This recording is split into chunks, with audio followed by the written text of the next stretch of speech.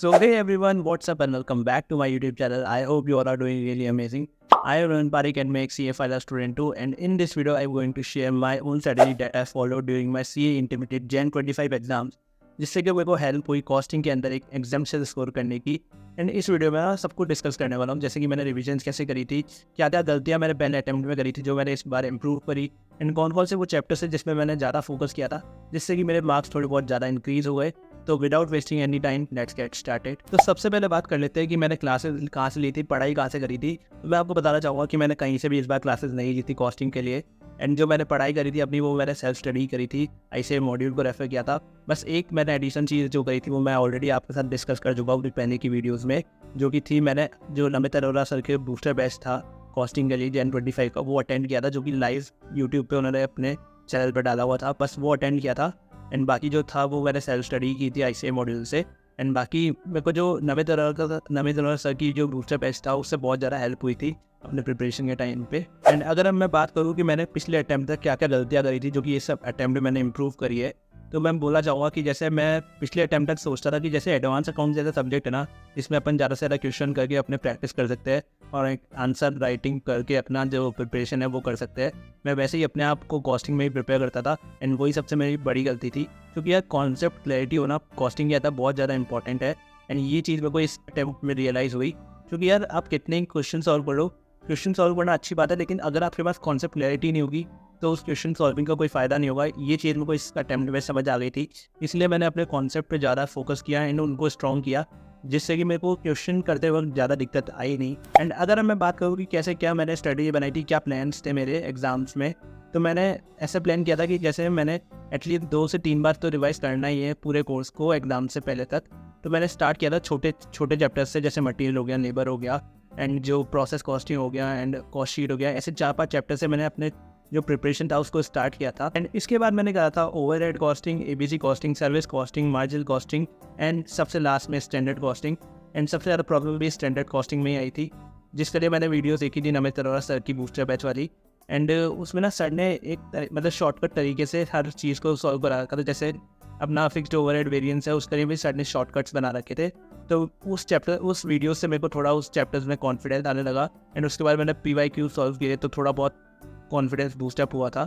And अगर मैं बात करूँ कि मैंने रिविजन्स कैसे किए थे, तो सबसे पहला मेरा फोकस यही था कि मैं अपना जो ICA मॉड्यूल है उसको 100% कवर करूँ, सारे इलस्ट्रेशन करूँ, सारे प्रैक्टिकल क्वेश्चन करूँ हर चैप्टर्स के।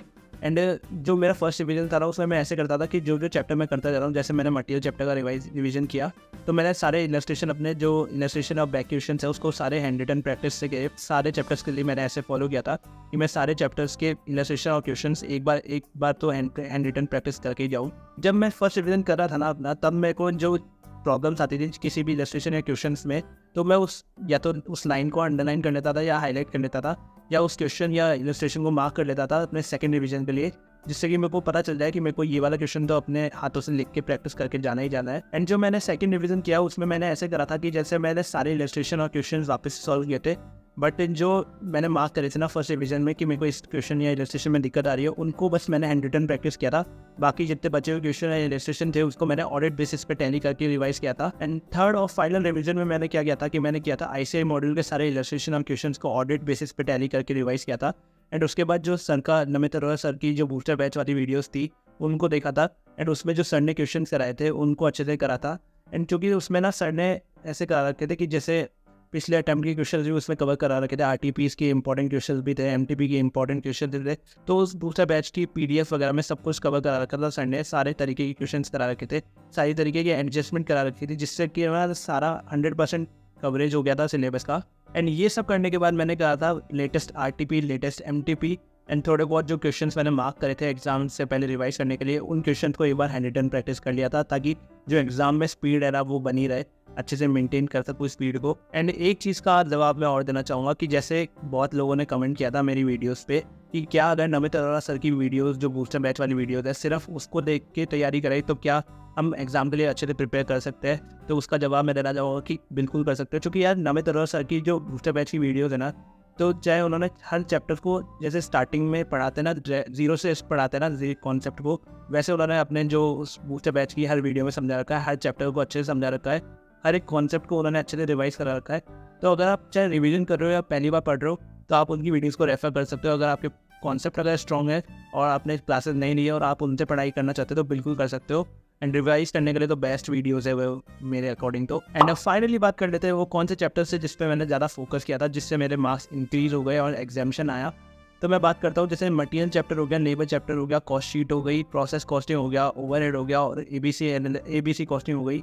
ये 5-6 चैप्टर ऐसे चैप्टर है जिसमें आप देखोगे कि है ना ऐसे हर अटैम्प्ट में पूछता है। जैसे मटेरियल और लेबर जैसे क्वेश्चन है ना, वो हर अटैम्प्ट में 5 से 4 या 5 नंबर के आते ही आते हैं, चाहे एमसीक्यूज में आए या फिर न्यूमेरिकल आए। कॉस्ट शीट भी हर अटैम्प्ट में आप पूछता है ऐसे ही। प्रोसेस कॉस्टिंग में भी या तो वो वेटेड एवरेज वाला या WIP वाला जो क्वेश्चन है ना वो पूछता है, या फिर वो प्रोसेस अकाउंट बनाना है वो पूछता है ऐसे हर बार। एंड उसके अलावा जो ओवरहेड और EBC कॉस्टिंग है उसमें से दोनों चैप्टर्स में से एक ना एक तो क्वेश्चन पूछता है ऐसे ही अपने एग्जाम्स में। एंड इसके बाद जैसे कॉस्ट अकाउंटिंग सिस्टम हो गया जो कि 5 से 7 नंबर का कई बार पूछ लेता है ऐसे ही। उसके बाद सर्विस कॉस्टिंग ऐसा चैप्टर है जिसमें आपका कॉन्सेप्ट क्लियरिटी होना बहुत ज़्यादा इंपॉर्टेंट है, क्योंकि 8 से 10 नंबर का हर दूसरे अटैम्प्ट में ऐसे पूछता है सर्विस कॉस्टिंग। उसके बाद मार्जिनल कॉस्टिंग की बात करें तो मार्जिनल कॉस्टिंग में बहुत ज़्यादा फॉर्मूलेज है, बट अगर आपने अच्छे से फॉर्मूला को एक जगह फॉर्मूले की लिस्ट बनाना, उसको हर दूसरे दिन पढ़ोगे तो अच्छे से फॉर्मूले रिवाइज हो जाओगे। एंड मार्जिनल कॉस्टिंग में इतना ज़्यादा कुछ डिफिकल्ट है नहीं, बस फॉर्मूले याद कर लो। उसके बाद कॉन्सेप्ट क्लैरिटी अगर होगी तो आप आसानी से क्वेश्चन को सॉल्व कर लोगे।